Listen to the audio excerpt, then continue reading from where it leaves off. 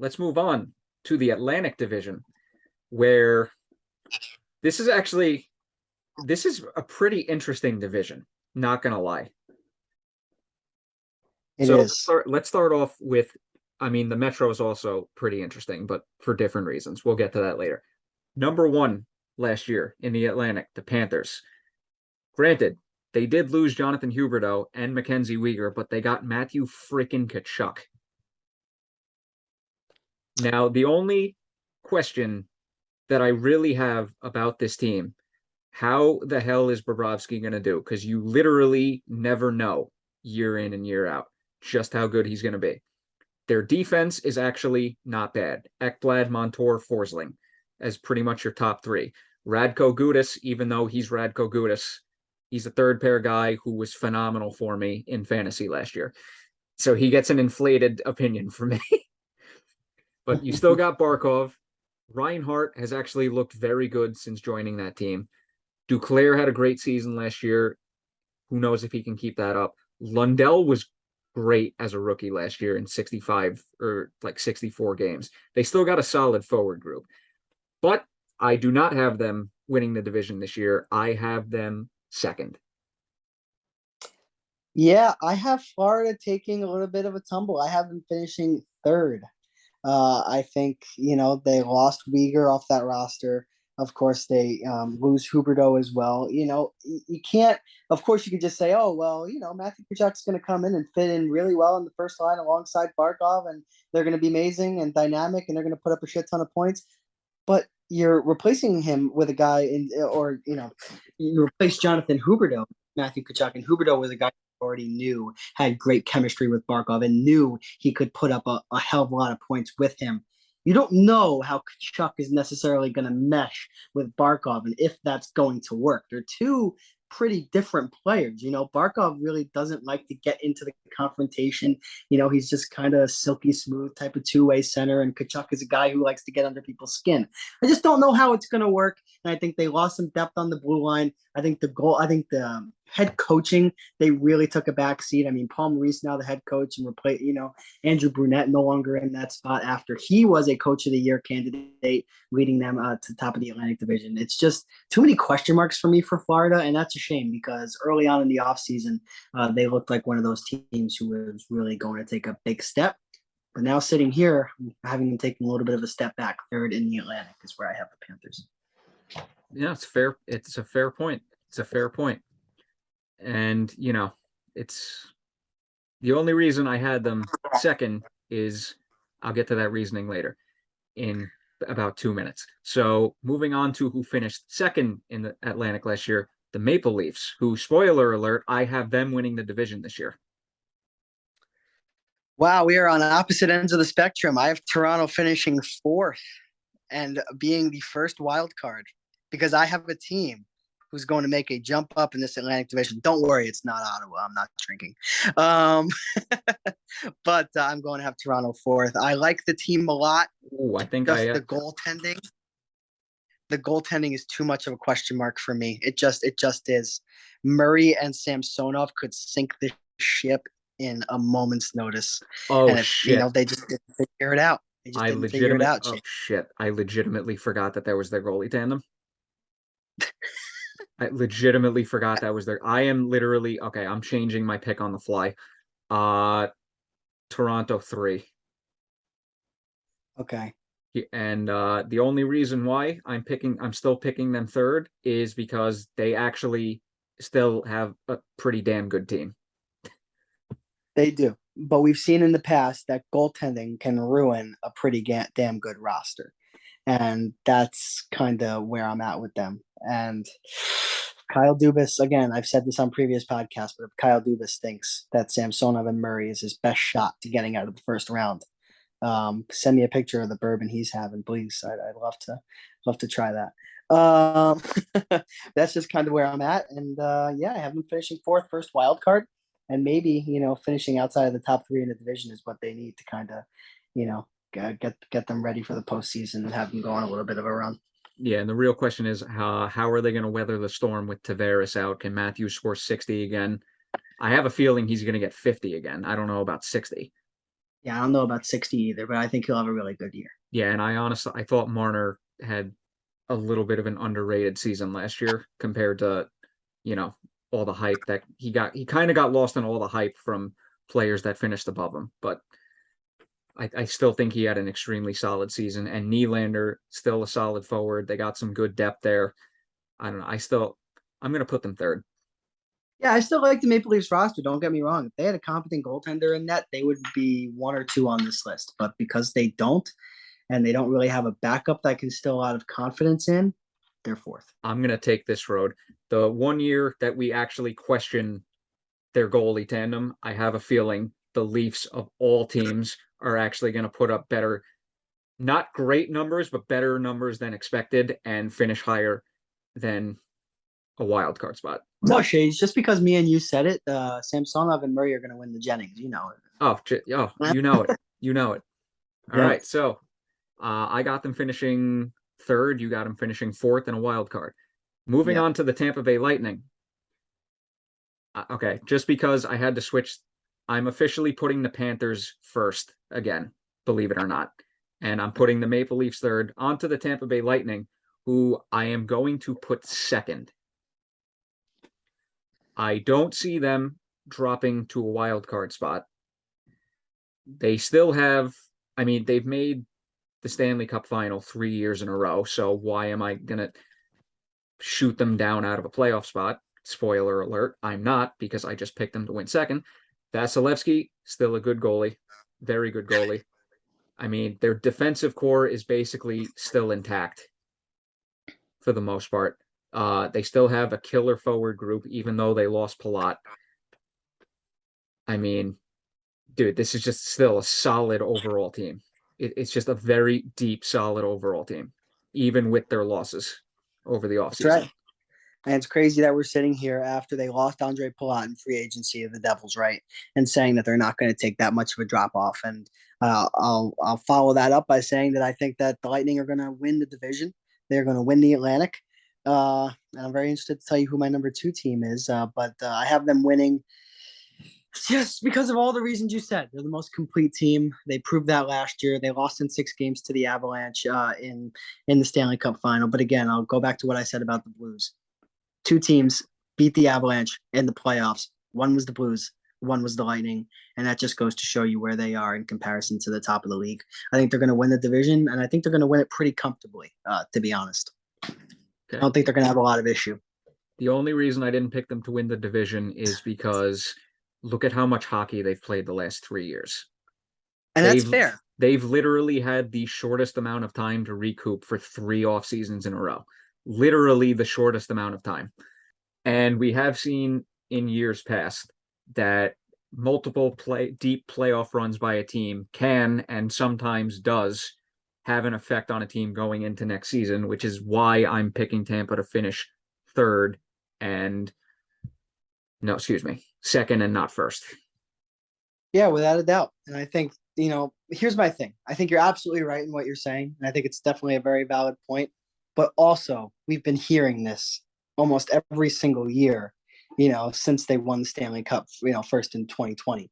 And, after they won their first cup, it was, oh, well, you know what? They're going to have the hangover the next year. I don't know if they're going to be able to pull it off again.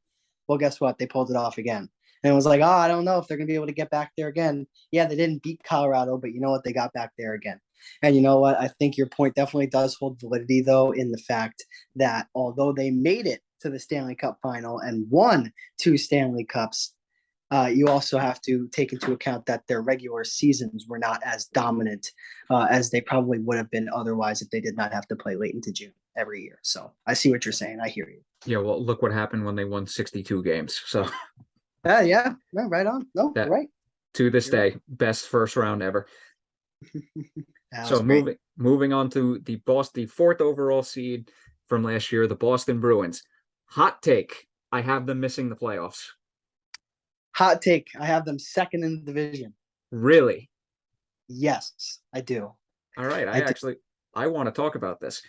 So first and foremost, Bergeron and Krejci are back on 1-year deals. Marchand is going to be out for a little bit. Mm-hmm. They're literally another year older. Mm-hmm. And they haven't made let's see, they made the Cup final in 2019. Have they won a playoff round since? I believe they lost to Washington in the first Oh wait, round. what am I saying? They beat the fucking Leafs. They did beat the Leafs. Mike, I mean, geez, get it together, Mike. Get it together. Now, granted, I do really like Swayman in net for them. Oh, McAvoy, isn't he hurt too? McAvoy will not be ready to start the season either. McAvoy and Marchand. Dude, that's I mean, especially for this team, losing those two guys is gonna hurt. Hey, Shades, there's one player that makes all the difference for me. That's David Krejci. They missed their second line center, and Krejci and Pastrnak now back together. It doesn't force the Bruins to put the perfection line together and hamper some of their depth in lines 2 through 4. I think with Krejci back, it's going to make a huge difference, and they can just tread slightly above water until McAvoy and Marchand get back. And you can put this team fully together. I think they're better than Toronto, and I think they'll be better than Florida. I do. I really, really do. And I really like Swayman too, as well. And they brought in Jim Montgomery, who has not coached in a little bit, of course, went to rehab for alcohol addiction after his first year with the Dallas Stars. Now he's back behind a National Hockey League bench as a head coach. They're going to have some motivating factors this year. And Bruce Cassidy was not a fan favorite in that locker room. There were a lot of young players who were mistreated poorly underneath that head coaching management. And you have guys now who are going to have a little bit of reignited fire under their ass, most notably Jake DeBrusk. That depth builds a little bit. I really do think there is a very, very realistic chance of them finishing 2 or 3 in this division. And I'm going to put my money where my mouth is. I'm going to say that they finish second behind Tampa and ahead of both Toronto and Florida. I know that's wild, but that's where I'm at with Boston. Krejci makes the difference, Shades. He does.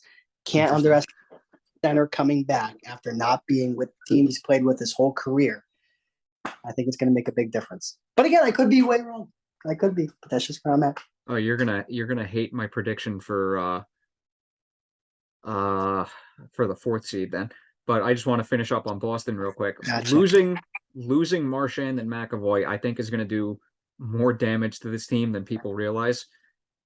Because, like I said, they're literally yet another year older, and they didn't make too many moves this past offseason to give me confidence in putting them in a playoff spot. I mean, DeBrusk, I mean, don't get me wrong, I actually like DeBrusk, but there's been some tension there. I mean, Coyle's okay. Hall is, I mean, you don't really know what you're going to get with him either. Foligno, decent. Zaka was actually a pretty good pickup for them. Smith has been all right. And then it's a bunch of, yeah. And then their decor, I mean, Lindholm is good. Grizzlick's okay. Brandon Carlo's all right. I don't know. There's not too much there. And especially, like I said, with the losses of Marchand and McAvoy to start the season, I think that's going to have a ripple effect. That's fair enough. The basis for my opinion comes from the fact that I don't think Marchand and McAvoy are going to have that big of a difference. And if they can just stay around 500 or a little bit above it, and they're all back together, I think they can have a nice season. But again, we'll see how it shakes out. I just never underestimate Boston. Still ended up with over 100 points last year. So in what was a down year among fan bases, so they had 100 points without David Krejci. What are they going to do with them? Even though they are missing 2 of their top stars to begin the season, I won't discount that. Yeah. Also, I think it's the most interesting division in the league. I think it, could be. And I also, I was kind of, I thought Cassidy was a good coach for them. So that kind of was a factor into my reasoning also. I thought he had good systems. I just don't know how much he was liked by the locker room. And I think that matters with a winning team. We'll see how that works out for Vegas too. Yeah. Right. Again, we'll see. All right. So you have them finishing second, right? Yes. Or first. Okay. You have them finishing second. I have them finishing 5th. Right? Actually, yeah, I have them finishing 5th. Okay, on to the team that finished 5th last year, the Buffalo Sabers. they got some good things going for them. A real thing to look for this season is how is Owen Power going to do in his first full season? One, their goaltending sucks. They have Eric Comrie and Craig Anderson. Don't they have who's in? Okay, Ukko-Pekka Luukkonen is in the system, but he is not proven. They do have some good pieces on the back end. Dahlin is primed for a big season. Like I said, Owen Power, Yoki Haru is a decent defenseman. Of course I mentioned Owen Power. Their forward group worries me though. Big time. There's just Tage Thompson had a great season last year. Dylan Cousins, young up and coming player, along with Peyton Krebs and Jack Quinn. Those three are unproven though, and then all the veterans. It's kind of scary. Yeah, the Sabers naming Kyle Oposo their captain today. Again, one of those veterans, like you mentioned. Look, there are a lot of question marks with this team, as with all teams with a lot of young players. Jack Quinn is a question mark. Dylan Cousins is a question mark. Don't get me wrong. I don't really know how they're going to mesh in and do. Peyton Krebs looked good towards the end of last year. How is he going to do in his first full season with the Buffalo Sabres? But here's what I will say. I don't think they're going to be close to a playoff spot, but I think there is going to be significant improvement for the Sabres this year. I think like a 6 to 8 point increase, from where they were last year. I don't really think that's, saying anything too crazy. I think Tage Thompson's going to have a fantastic year. I think he's a budding star. I really do. I think a 75, 80 point season out of Tage Thompson is not out of the realm of possibility. And again, how does Dahlin and Power work together? I think that's going to be, a big thing as well. But I think, Shade, you put it best yourself when you said if you're throwing out Eric Comrie and Craig Anderson out there as your goaltending tandem, you No bueno. Can't expect to make the playoffs. So another year rebuilding in Buffalo, but they'll get better though. They'll be better. No bueno. But they have a lot of young players that are going to be interesting to keep an eye on. And like you said, a slow increase. Buffalo to me is a team that's finally looking like they're headed in the right direction, but the needle is going to be moving up very slowly. And like you said, I think 6 to 8 points, like you said, might be a realistic point increase expectation for them. Right. And just one more point before we move on from Buffalo. I just need to get off my chest. This is the year, though, for Ukko-Pekka Luukkonen to take over the number one spot. Okay? No excuses. No excuses for a 43-year-old Craig Anderson to be the number one goalie when you've been a top prospect in this system and has been the starting goaltender for the Rochester Americans for the last couple of years now. No excuses. Eric Comrie, Craig Anderson should not be higher in the depth chart than your number one goaltending prospect is for a team like Buffalo. No expectations. You don't have to make the playoffs. Go out there, perform in front of a young defensive core, and just try your best. I think it's Ukko-Pekka Luukkonen's time. And if he is not the starting goaltender, by the winter time, there's serious concerns about that position moving forward for the Sabres, really. Yep. All right. And what would your prediction be on where the Sabres finish in the division? It's tough because, again, I hate to say eighth. I'm going to go seventh. I'll put Montreal eighth. I really don't want to put Montreal eighth, but I don't think Buffalo deserves to be in that last spot either. But I look at some of the other teams, Detroit and Ottawa, for me, they're just on a different level of compete than where Buffalo is right now. So I'm going to put them at a reluctant seventh. All right. I also have them at seventh. So we're on the same page about that one. On to the team that arguably had the second best offseason of any team in the league, the Detroit Red Wings. Now, this is a team that is very clearly on the rise. My only question is, do they take that giant leap this year or next year? And in my personal opinion, I think it's next year. It's next year. I have them finishing sixth. As do I. Yeah. I'm with you. Hey, look, Andrew Kopp, great addition. David Perron, great addition. I mean, they did get Sherratt, decent addition in the offseason. Yep. But I don't know. Their defense, to me, it's still got some work to do, even though Moritz Seider is pretty much a star already. Right. There's one piece that's needed to tie this thing all together for the Red Wings. You know what the Red Wings remind me of right now? The Red Wings remind me of the Rangers before Artemi Panarin. Just an up and coming team, just somebody that just a team that just needed a superstar to just, solidify themselves as a team that's no longer in a rebuild and a team that is ready to win. And I think that move, that needle turning move comes next year in next offseason. So I'm going to have them sixth.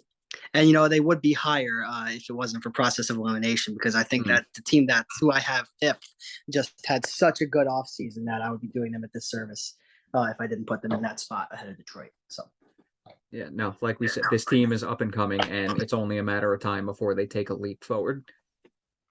right. Moving on to the team that finished seventh last year, the Ottawa Senators. They traded for Alex DeBrincat. They signed Claude Giroux in free agency. I mean, dude, this team had such a great offseason. It's not even funny. Yeah, they did. And, again, like I said earlier in the episodes, I have been caught many times on episodes like this for different podcasts or for Pucks and Brews when I'm making predictions by taking a team who had a great offseason and pinpointing them to make a huge leap. I think they are going to make a leap, but not a big one. I have them finishing fifth, fighting for a wild card, but eventually coming up short in the Eastern Conference. I don't think they're going to make the playoffs, but they are going to be squarely in the hunt for a large part of the year and ahead of Detroit. So I do have a hot take here. I have the Senators finishing as a wild card team and fourth in this division. All right. Because here's the thing. There is always that one team year in and year out where everyone says they are not going to make the playoffs and then they slip in somehow at the last second. I think Ottawa is that team this year. Okay. Because fair enough. And I could see that happening. I could. Because look, Norris and Stützle, they're another year older. And look at the top six. They have those two, Tkachuk, DeBrincat, Giroux. Don't forget, you have freaking Alex Formenton, Drake Batherson, Matthew Joseph, Austin Watson, and Tyler Mott are very good bottom six forwards. I haven't even mentioned Shane Pinto yet. You got Shabbat on the back end, who, in my opinion, is primed for a very big season. Now, granted, the only drawback I have against this team is after Shabbat, the decor is kind of just meh. I will give you that for them to not make the playoffs, that their defense outside of Shabbat is just meh. But also Talbot is injured, but I think Forsberg can hold the fort down until he gets back. Yeah, for me, it comes down to experience. And, again, they're a young team with a lot of potential, but I just don't know if that experience, especially on the back end, is there. I mean, I like DeBrincat, I like, Giroux, of course, who was a former captain, definitely, knows how to perform as the guy in high pressure environments, certainly what it will be in Ottawa. Cam Talbot concerns me a little bit. I don't know how motivated he necessarily is, after the situation that happened with the Wild, in the Marc-Andre Fleury situation. That's going to be interesting to see how that plays out. I do like Forsberg, though, for the record. I just think that here's my thing. I already have one team out of the Atlantic making the wild card, and that's the Maple Leafs. I just don't see that second wild card team being taken up by another Atlantic Division team. I think it's going to be someone in the Metro, because the Metro is far and away the best division in the East, in my opinion. So, okay, interesting. So you have them finishing seventh or sixth? Ottawa fifth. Excuse me. Ottawa fifth. Ottawa fifth, and I have them fourth in a wild card spot. Like I said, I think they're going to be that one team this year that overachieves a little bit and exceeds expectations. Right. All right, and on to the Ottawa. No, wait, we just talked about the Sabers. on to the team that finished eighth in the Atlantic last year, the Montreal Canadiens. Spoiler alert, I have them finishing 8th again because I was saying this before last season even started, that them making the cup final was an anomaly and they were going to miss the playoffs last year. Did I see them falling to literally dead last? No. That was an epic tumble. That was the first time ever that a Stanley Cup finalist ended up finishing last in the league the following year. And I mean, dude, they're in the middle of a rebuild, basically, with how last season went. And don't get me wrong, love Marty St. Louis to death. Love him to death. But I mean, look at their injured reserve. Carey Price, obviously, Monahan, Drouin, Paul Byron. Their defense is outside of David Savard and probably Joel Edmondson is not great, although Matheson is a wild card for having either a very good season or just kind of a disappointing season. They have some great pieces up front in Nick Suzuki, and I really love Josh Anderson. That's just me. Kirby Doc, young up and coming forward, but Juraj Slavkovsky, number 1 pick, and Cole Caulfield. Yeah, I like that. I just wanted to say that. But other than that, I mean, Hoffman hasn't been great the last few years. Dvorak has been decent. Armia's okay. I don't know. There's not enough there comparing it to the other teams that I just can't see them finishing above 8th. Maybe next year, but I just can't see it this year. Yeah, I just can't see it either. And, again, I think it's less about how poor Montreal's roster is constructed and more of an indication on how well the other teams in the Atlantic did. I think if Ottawa or if Detroit didn't make those big moves, to kind of push forward their rebuilding process, I think we could be having a different conversation to where Montreal would be ahead of them at this point in time going into next season. But again, basically through process of elimination, just by looking at the other teams, I'm going to have them at 8th and last in the division. But again, I like Marty St. Louis. I like Cole Caulfield. I'll echo a lot of the sentiments that you said, but I think we also have to realize that this is a team without Carey Price. His career is most likely over. Their goaltending now turns into a major, major question mark. They traded away their best defensive prospect, you could argue, in Alexander Romanov to the Islanders. They're just a very young team with too many question marks. I could see them being good in a few years, but a few years is not now. Yep. And for right now, they'll be in the Connor Bedard sweepstakes. Yep, and just to touch on the goalie situation, according to Cap Friendly, the 2 goalies on the roster right now are Jake Allen and Samuel Montembeault. And Caden Primo and Caden Primo is currently listed in the minors. So I just can't see it with the moves that Ottawa, Detroit made, and honestly Buffalo is heading in the right direction. I just can't see it. Yep, I can't see it either. I'm right with you. And that wraps up the Atlantic Division.